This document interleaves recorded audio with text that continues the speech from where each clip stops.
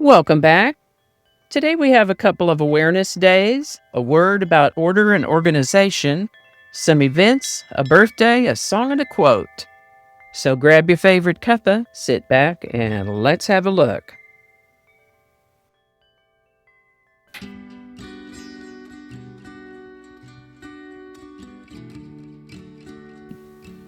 Hi there, and welcome to this day in history for August 13th.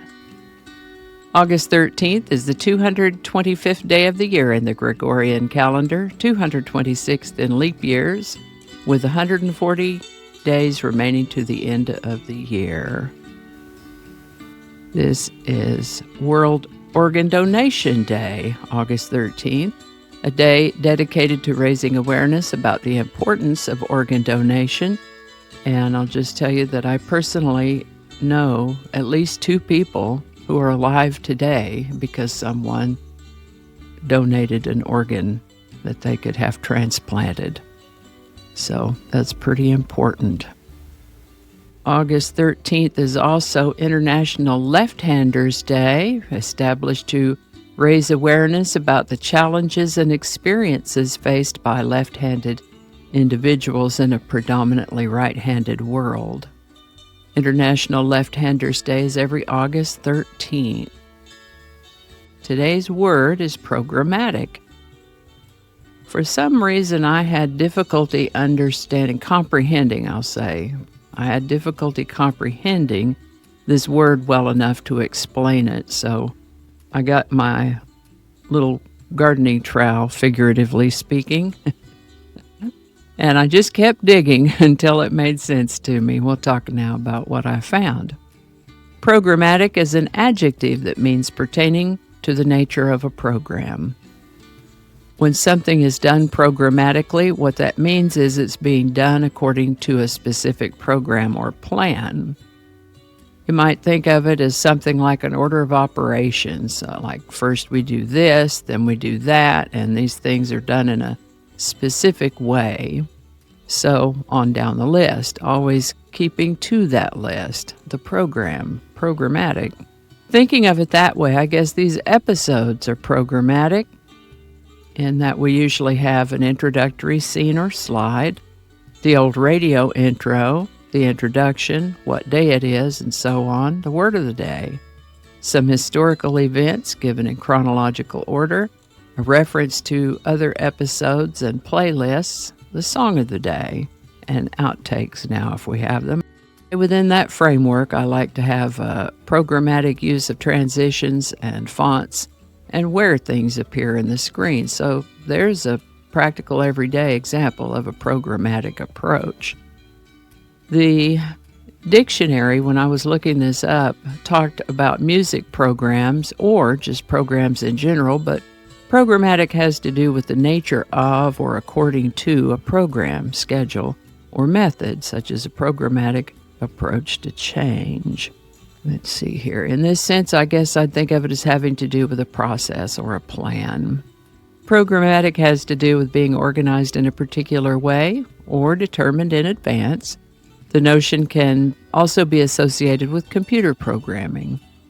While I was doing this research, I discovered an interesting new source. I guess it's not new, it's new to me. In today's research, wordhippo.com. Wordhippo.com. And there was a whole page of example sentences like, he always used a particular rhetoric and programmatic boilerplate to sell himself. And what that sentence says to me is that the individual described in the sentence might have a specific job in mind, some place that he wants to work or people that he wants to work for, and he recognizes that his prospective employers would want what his prospective employers would want in terms of thought and attitude, and he's crafted his presentation according to a playbook of sorts. Might not be a literal physical playbook, but he knows the correct buzzwords to use and also the ones to avoid. He's taking a programmatic approach. In technology, the term programmatic refers to something that is related to or done using a computer program or code. For instance, a task that is automated by a software script is done programmatically. An example sentence could be, the developer wrote a programmatic solution to automate the data entry process, saving the team hours of manual work. The word programmatic comes to us as a combination of a Greek word, programma, with the addition of an English suffix to indicate in the manner of. So it's in the manner of a program. First known use of the word programmatic is in the 1840s. Programmatic. And with that, it was on August 13th, 1521, that forces led by Spanish conquistador Hernan Cortez captured and conquered the Aztec capital of Tenochtitlan. Interestingly, Tenochtitlan was located on what is now the historic center of Mexico City. This is the birthday of American target shooter known as Annie Oakley, born August 13, 1860. Born Phoebe Ann Mosey in Drake County, Ohio, Annie Oakley starred as a sharpshooter in Buffalo Bill's Wild West show. She came by her shooting skills hunting for food for the family after her father passed away when she was a child. And then she won a shooting contest when she was 15. She performed in Europe before royalty and heads of state with the Buffalo Bill Wild West show. What a gal. Annie Oakley lived to the age of 66, and her dear husband, Frank Butler, who was about 13 years her senior, was so distraught by Annie's death that he died himself less than 3 weeks later. Annie Oakley. On August 13, 1889, a man named William Gray of Hartford, Connecticut, was granted a United States patent for what he called a coin-controlled apparatus for telephones, or as we like to call them, payphones.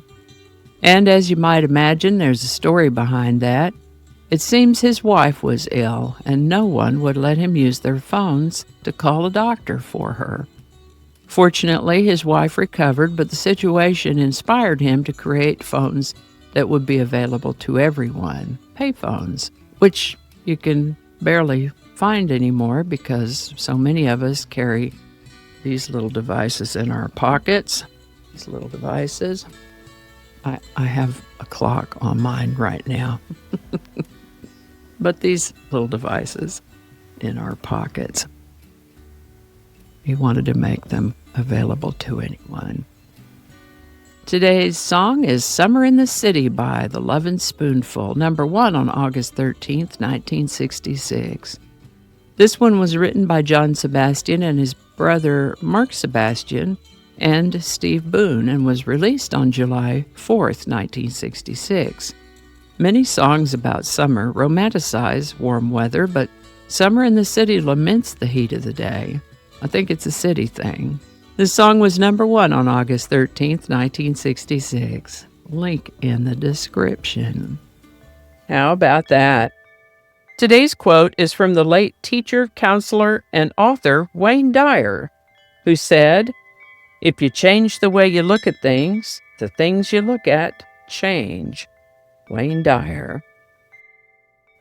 Alrighty. Y'all take care. Be good to each other. I'll see you next time. And I think that's going to do it for us today. Thank you so much for watching. Consider subscribing if you haven't already. Feel free to share this video with a link in your email, messaging, or social media. If you enjoy this series, you can check out the playlists in the description. You can find me on BitChute, Facebook, Odyssey, Rumble, YouTube, and X, as well as on a blog page called No Really. No Really. No Really. Consider following my Day in History page on Facebook if you're on Facebook. I also have a Patreon account now, or you can buy me a coffee. All those links are in the description. Alrighty, that's all I can think of right now. Thanks again, and I'll see you next time.